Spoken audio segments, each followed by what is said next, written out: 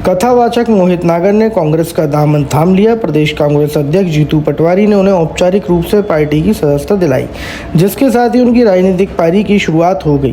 कांग्रेस में शामिल होते ही मोहित नागर ने अपने विचार खुलकर सामने रखे और आदिवासी समाज को लेकर बड़ा बयान दिया। उन्होंने कहा कि आदिवासी समाज सनातन परंपरा का अनुयायी है और वे लंबे समय से आदिवासी क्षेत्रों में धार्मिक कथाएं करते आ रहे हैं। उन्होंने ये भी बताया कि अब तक वे 10 से 15 हज़ार आदिवासियों को दीक्षा दे चुके हैं और उनकी कथाओं में धार्मिक आस्था और संस्कृति का गहरा जुड़ाव रहता है। इस दौरान उन्होंने रामचरितमानस का उल्लेख करते हुए बताया माता शबरी के उदाहरण से अपनी बात को स्पष्ट किया। वहीं इस मौके पर पीसीसी चीफ जीतू पटवारी ने इस प्रेस कॉन्फ्रेंस के दौरान प्रदेश सरकार पर जमकर निशाना साधा। उन्होंने शिक्षा व्यवस्था, स्वास्थ्य, बेरोजगारी, बिजली आपूर्ति और लाडली बहना योजना जैसे मुद्दों को उठाते हुए सरकार की नीतियों पर सवाल खड़े किए। प्रेस कॉन्फ्रेंस के दौरान अचानक बिजली चले जाने पर उन्होंने तंज कसते हुए कहा कि यही प्रदेश की वास्तविक स्थिति है, जहां 24 घंटे बिजली देने के दावे किए जाते हैं, लेकिन हकीकत कुछ और है। उन्होंने ये भी आरोप लगाया कि एक तरफ सरकार महिलाओं को आर्थिक सहायता देती है, दूसरी ओर महंगे बिजली बिल भेजकर उस लाभ को खत्म कर देती है। कथा करता हूँ। अभी हमारे कांतिलाल जी भूरिया, वो भी वही है। मैं उसी क्षेत्र में ज्यादा कथा करता हूँ। पूरा सरदारपुर, झाबुआ, आपका पेटलावद, जितने भी कथाकार, मैं खुद वहां पर ज्यादा कथा, और मेरे लगभग 10 से 15 हज़ार आदिवासी मेरे से जुड़े हुए हैं। मैंने उनको दीक्षा दी रखी है। किसने कहा कि आदिवासी सनातन नहीं है? हाँ ठीक है, उमंग सिंगार जी का जो कहना है कि हम आदिवासी हिंदू नहीं है, मेरा यह कहना है कि आप रामचरितमानस में जाइए।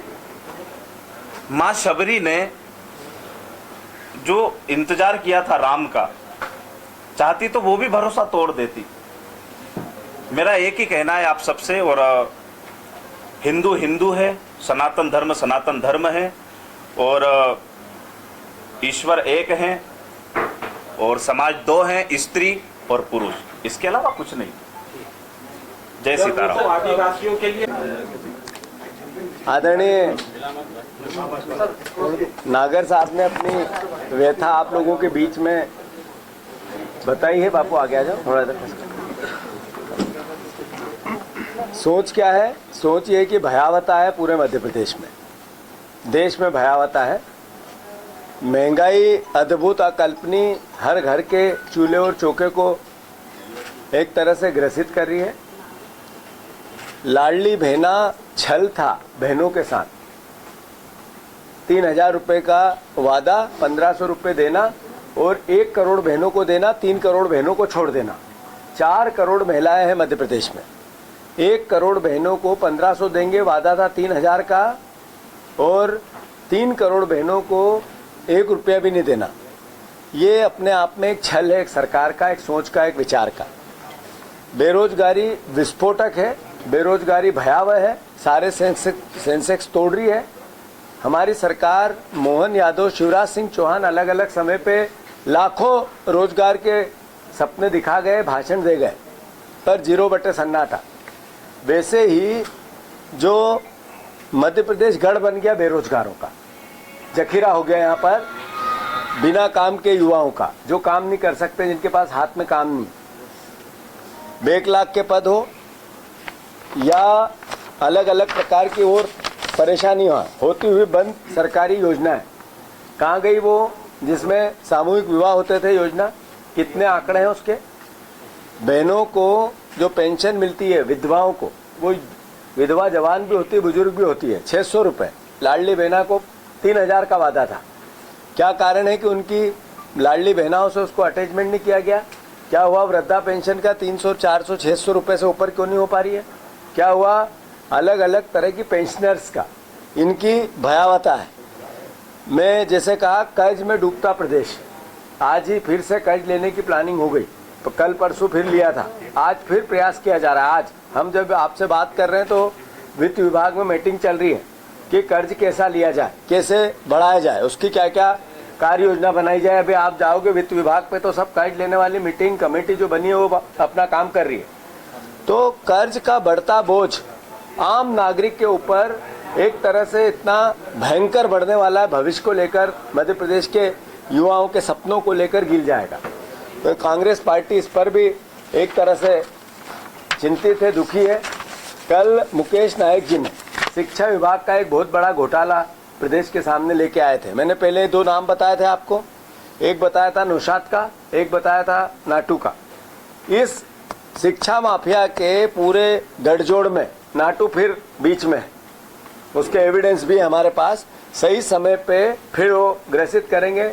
स्कूलों में बच्चे कम हो रहे हैं, स्कूलों में शिक्षण व्यवस्था की क्वालिटी 0, स्कूलों में जो शिक्षकों की कमी अद्भुत और अकल्पनीय, जो शिक्षा कर्मियों की भर्ती, शिक्षा अतिथि शिक्षक, अतिथि विद्वान, इनसे वादा किया था कि आपको हम रेगुलर करेंगे, वो बातें तो कहाँ सपने में है पता ही नहीं। पर साथ ही साथ शिक्षकों के मन में एक डर पैदा कर दिया कि आपको फिर से एग्जाम देनी पड़ेगी। स्वाभाविक है कि आधुनिक युग आता है, परिस्थितियां बदलती है, नए नए इनोवेशन होते हैं, नए नए अलग अलग नवाचार होते हैं, तो शिक्षकों को भी शिक्षित होने की आवश्यकता है। तो उसके लिए मैं जब मिनिस्टर था तब हमने एक शिक्षकों का ट्रेनिंग के कैंप का प्रोसेस चालू किया था। प्रोफेसर्स का ट्रेनिंग के और उनकी ईयर टू ईयर कैसे उनकी वापस ट्रेनिंग हो या नए सब्जेक्ट से उनको रूबरू कराया जाए, इसकी हमने व्यवस्था जमाई थी। वो काम देखने वाले अब कोई बच्चे ही नहीं है, एक तरह से वो बंद हो गया और अब कहते हैं फिर से एग्जाम देनी पड़ेगी।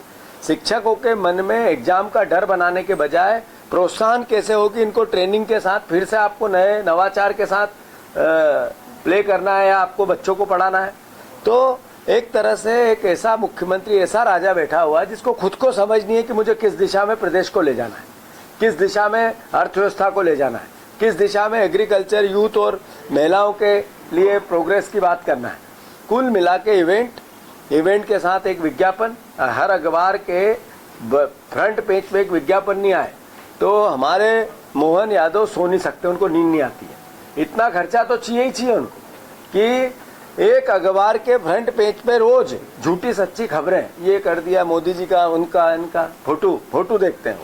तो कुल मिला के प्रदेश की स्थिति बहुत गंभीर है। इन सब बातों को लेकर हमारे आदरणीय स्वास्थ्य की सेवाएं वेंटिलेटर पे है, शिक्षा व्यवस्था में निजीकरण जो